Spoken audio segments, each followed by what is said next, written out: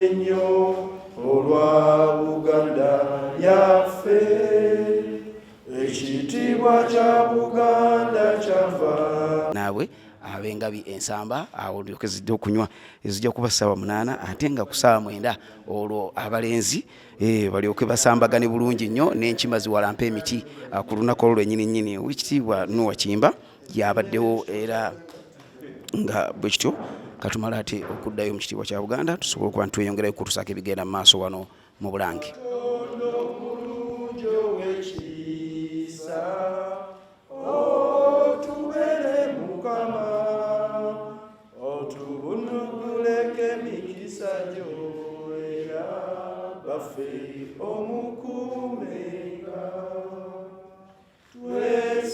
Asiimye alabikeko eri Obuganda asobole okuba nti ate butereevu nnyo empiira gino tugiggulawo kati nno nga bwekitegedde nti enkima bwetu yegenda okuggulawo ne bannaffe ab'engabi ensamba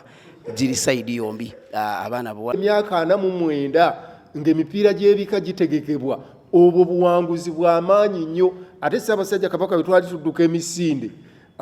ku mulundi guno yatukubiriza nti n'emisinde gy'Obwakabaka tuluubirira nga gy'owulira e New York gy'owulira e London kakati n'emipiira gyaffe egy'ebika najjo kati omutindo gugenda gukola ki gusituka myaka tuli 49 obwo buwanguzi bw'amaanyi nnyo eri Obuganda.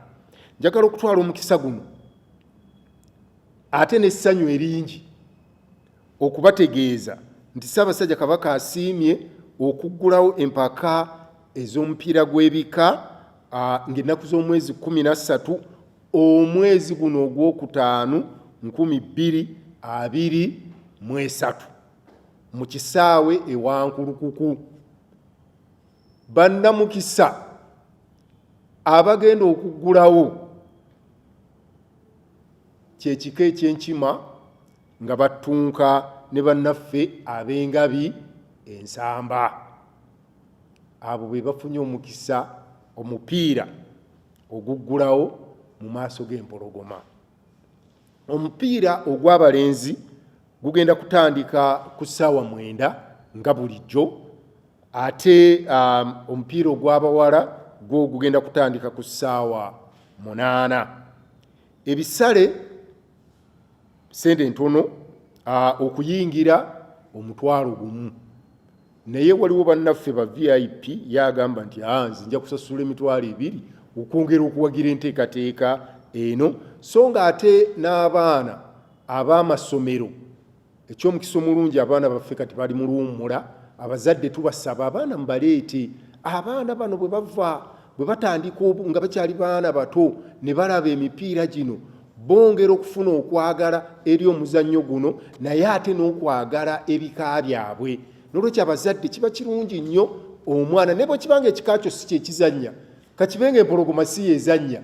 naye nga nkima yezannya ow'empologoma kiba kirungi n'ojja ku mupiira ogwo n'ojja n'omwana n'ayongera okusikirizibwa n'okubuuza taata ffe empologoma tusamba ddi ab'empindi tusamba ddi ne twongera okuba nti tuwagira ebika byaffe mu nteekateeka eyo. Era mu nteekateeka eriwo tiimu enayo ekika ekinaawangulwa ku olwo kijja kusuumusibwa ate ekika ekinaawangulwa kijja kuba n'omukisa okuddamu okwerwanako nga ekitongole ekyabakugu bwe kijja okwongera okutegeeza n'okutuluŋŋamya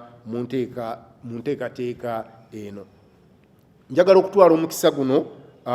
okusaba abantu ba Ssaabasajja Kabaka bonna yabakunga ffenna nga bulijjo okusookera ddala guno omukisa gwa njawulo okulaba ku nnyinimu anti nantagwa buwoomi. Omukisa guno gwa njawulo n'olwekyo Obuganda ffenna abateesiteesi bankakasizza nti bayina ekifo we tuli kijja kutumala bulungi nnyo. N'olwekyo Obuganda bonna mbasaba tujje tubugirize Ssaabasajja Kabaka abantu ba Ssaabasajja Kabaka nga bulijjo empologoma gyeyita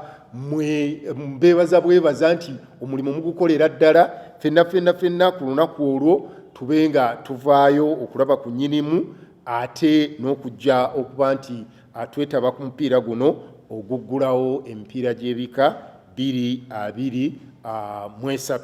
mbasaba mubugire ddala mu bungi nnyo mu kisaawe ewankulukuku ate mukuuma obudde batuyambye nnyo abatesiteesi okugulawo bagambye essaawa 4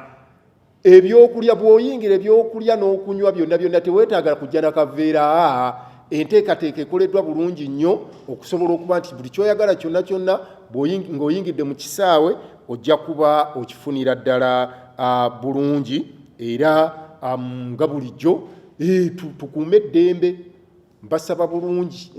bwe tutambula nga tujja ku omupiira gwalwa 6 olwa wiiki ejja waliwo gamba nti tulinawo ebbanga ddene nedda twogera ku lw'omukaaga olwa wiiki ejja ng'ennaku z'omwezi 13 njagaliza ebika ebigenda okuggulawo obuwanguzi oba nkima oba ngabi mwonna mwenna ebika ebyo mbyagaliza obuwanguzi. Ayi Katonda kuuma Ssaabasajja Kabaka.